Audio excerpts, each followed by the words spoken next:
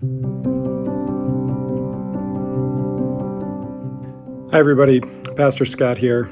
I'm actually in my office today for the first time in quite a while, and it feels nice to be here in my office. Had a little time to spend with Sean this afternoon, and we had lunch together out on the patio. Just felt good to have another human being somewhere close by while we were chatting about church things. And one of the things that's been on my mind today, of course, waking up and knowing that there were protests and even some violence in Minneapolis again last night, I was really sad. Brits is one of my favorite places, and so to hear that Brits was lit on fire was enormously disappointing.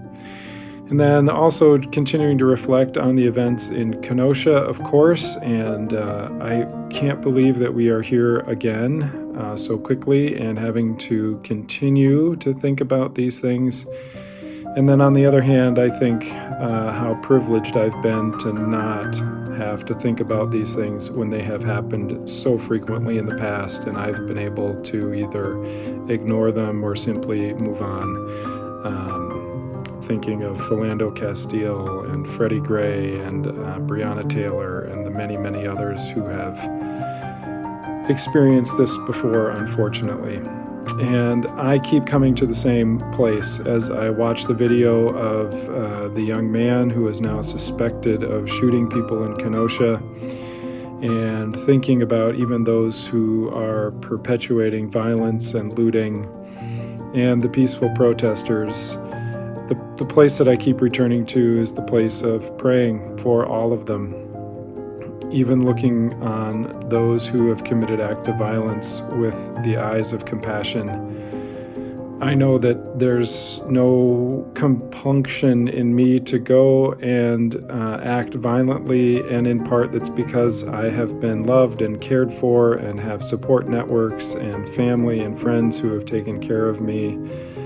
And I wonder what the life situations have been of those who have been perpetuating violence and where they have come from and what hurts they have experienced in life and what pains they are experiencing.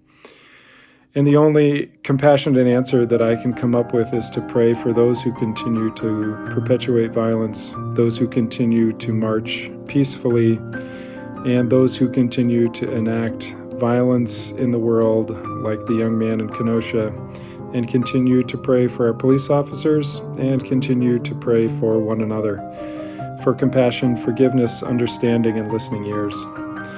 So I am imploring you to add all of those folks to your prayers tonight, tomorrow, and always, and that rather than posting blame or arguments or tweets about who's to blame and whose fault it is, instead that we would pray for all people, that they would find peace, that they would find a place of being loved, that they would find compassion and forgiveness, and that their lives would be transformed.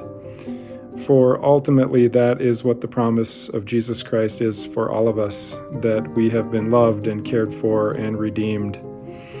So anyway, just a thought for the day. One thing I know for sure: God is grateful for you, and so am I.